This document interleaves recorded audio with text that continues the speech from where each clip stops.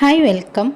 ഇന്ന് നമുക്ക് ബിരിയാണി മസാല എങ്ങനെ ഉണ്ടാക്കാം എന്ന് നോക്കാം. അതിന് വേണ്ടിയിട്ട് കുറച്ച് വലിയ ജീരകം, അതുപോലെ സാൻജീരകം എന്നൊക്കെ പറയുക പാക്കറ്റിലുണ്ടാകുമല്ലോ. പിന്നെ പട്ട, പൂവ്, ഏലക്ക, ജാതിക്കക്കുരു, അതുപോലെ തന്നെ ജാതിപത്രി, കറുകപ്പട്ട, അങ്ങനെയുള്ള ബെരി ലീഫ്, അങ്ങനെ കുറച്ച് സാധനങ്ങളൊക്കെ സാധാരണ ബിരിയാണി പാക്കറ്റിലൊക്കെ ഉണ്ടാകുന്ന ഈ സംഭവങ്ങൾ.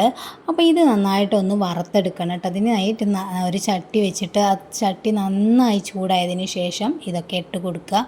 എന്നിട്ടൊന്ന് ജസ്റ്റ് ഒന്ന് ചൂടാക്കിയെടുക്കാൻ വേണ്ടത്. ഓവർ വറവ് വരരുത്, കാരണം അതിൻ്റെ ടേസ്റ്റ് മാറിപ്പോകും. ഒരു മിതമായി ഒന്ന് ജസ്റ്റ് ചൂടാക്കിയെടുക്കുക.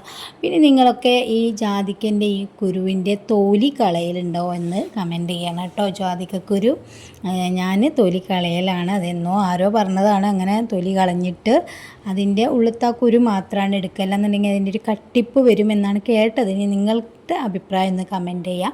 അപ്പോൾ ഇതൊക്കെ നന്നായിട്ടൊന്ന് വറുത്തെടുത്തു, അതായത് ഒന്ന് ചൂടാക്കിയെടുത്തിട്ടാണല്ലോ നമ്മൾ ഇത് പൊടിച്ചെടുക്കൽ. അപ്പോൾ ഇത് ഭയങ്കര ടേസ്റ്റ് ആയിട്ട് നമ്മൾ സാധാ ബിരിയാണി മസാല വാങ്ങുന്നതിനേക്കാളും ഇതാണ് കേട്ടോ അതിൻ്റെ ടേസ്റ്റ്. ഇതാകുമ്പോൾ നമുക്ക് ഇറച്ചിക്കറിയിലേക്കും ചിക്കൻ കറിയിലേക്കൊക്കെ ഉപയോഗിക്കാം കേട്ടോ. ഞാൻ ഉപയോഗിക്കാറുണ്ട് കേട്ടോ. അങ്ങനെ ഇത് നന്നായിട്ട് ചൂടായി. ഇനി ഇത് നമുക്കൊന്ന് പൊടിച്ചെടുക്കണം. അപ്പോൾ അതിനായിട്ട് ഞാൻ പൊടിക്കുന്ന മിക്സി എടുത്തിട്ട് ഇത് ഈ പാക്കറ്റിലുള്ള സംഭവം മാത്രമല്ല കേട്ടോ, അതിലേക്ക് കുറച്ചൊക്കെ ഏലക്കായ്, പൂവൊക്കെ എൻ്റെ അടുത്തുള്ളതൊക്കെ ഞാനൊന്ന് ചേർത്ത് കൊടുത്തിട്ടുണ്ട്. എന്നാൽ കുറച്ചും കൂടി നമുക്ക് ഉപയോഗിക്കാനുള്ള പൊടി കിട്ടുമല്ലോ.